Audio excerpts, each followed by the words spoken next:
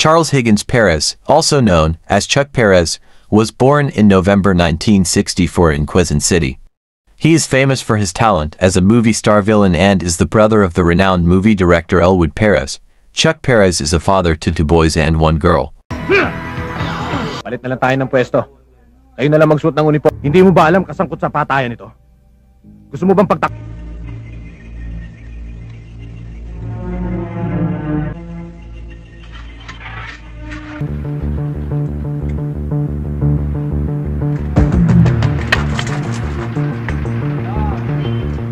natin.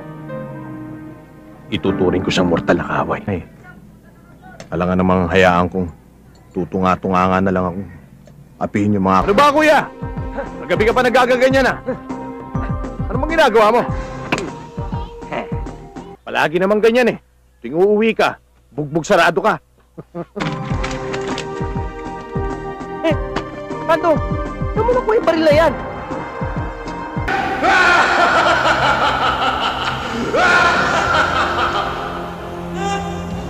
Aking mahal na buwan, bilisan mo na ang pagdilim. Naiinip na ako. Huwag mo na akong paghintayin pa.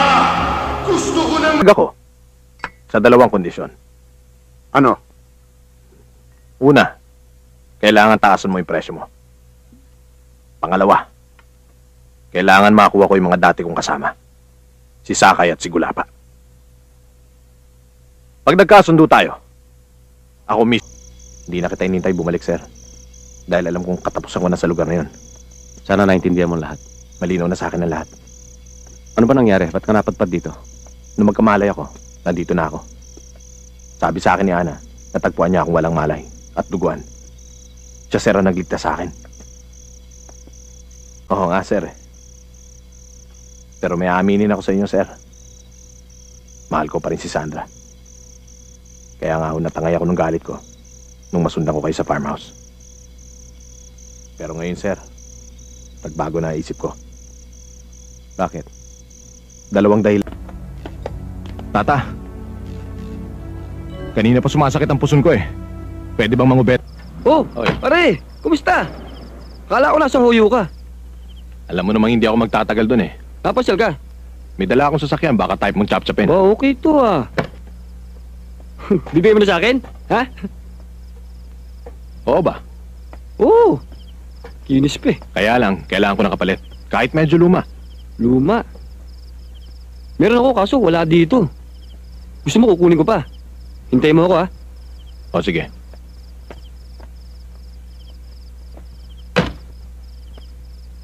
Sino yun?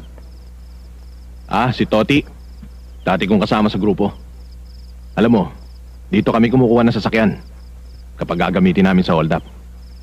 Ganun ba? Kakatiwalaan yan.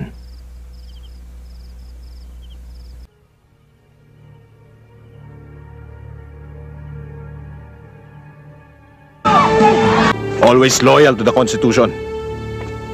Kapag nariyan niya sa eksena, haharangin niya ang galaw natin. Mukhang okay ka na rito, butike ah. Mukhang hiyang ka rito ah. Hindi ka na mukhang butike. Mukha ka ng tuko. Alam mo, tuko, masyado ka madaldal. Kung naghahamon ka, magkakasubukan tayo. Ako, tinatakot mo? Hindi tumatayo ang balahibo ko sa isang anggoy na... Wala ko sa akin, boss.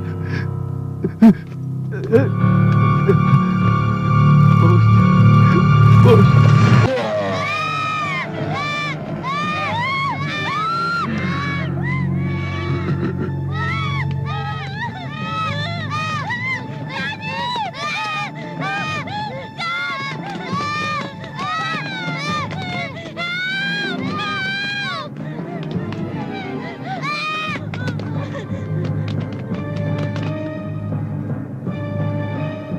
Ano ito? Kailangan tayo labasan. Bumaba tayo!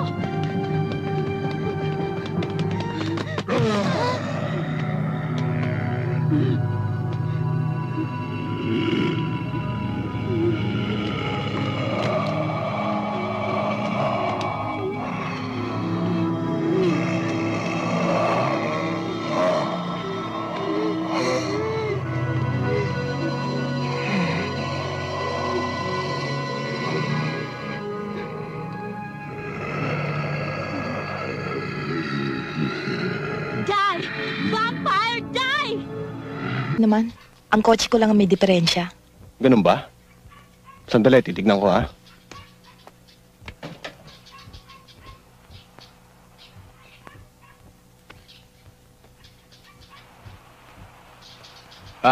Amis, wala namang palang problema eh. Medyo loose lang yung... Kung ginusto ko, kasabay ka na sana ng amo mo. Pero ang pagkaalam ko, pagpupulis ang pinasok mo rito. Hindi pagka-mayor. Sayang ka, Ganawan. Sayang ang talino mo at tapang. Ganawan, huwag kang pabigla-bigla sa pag-alis ng tinik. Baka ito'y tuluyang bumaon at magsilbing lason sa iyong lalamunan. Mio na lang itawag niyo sa akin. Dati bala ko kasi maging artista eh. Mahilig kasi ako magpatawa. Kaya lang, hindi ako tinanggap. Simple lang ang gusto ko sa buhay. Kaya ako sumama dito. Gusto ko lang maipagpatayo ng bahay nanay ko.